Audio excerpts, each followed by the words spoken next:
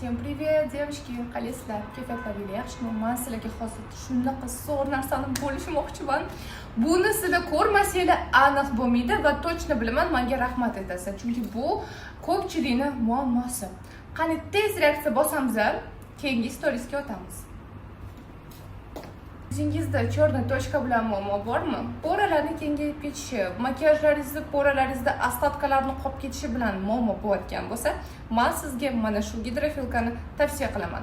Agarda sizning poralaringiz kengayib, yuzingizdagi qora nuqtalaringiz ko'payib ketayotgan bo'lsa, ushbu gidrofilkani обязательно foydalanib ko'ring. Chunki ushbu gidrofilka qizlar yuzinglardagi qora nuqtalarga jon chiqaradi va maykapingizni qoldiqlarini poralarning ichida umuman qoldirmaydi.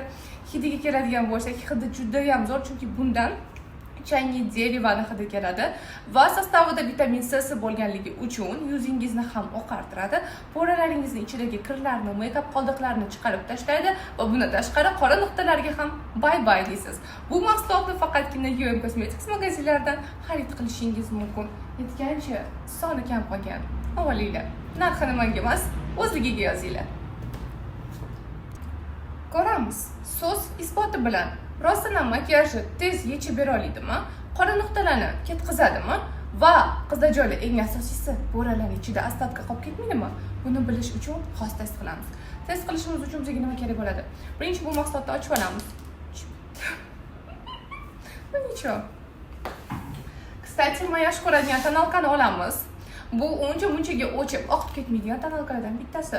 Давайте qo'limga suramiz. Kis bilan sursak yana ham plotniyroq yotadi deganman. Surdik.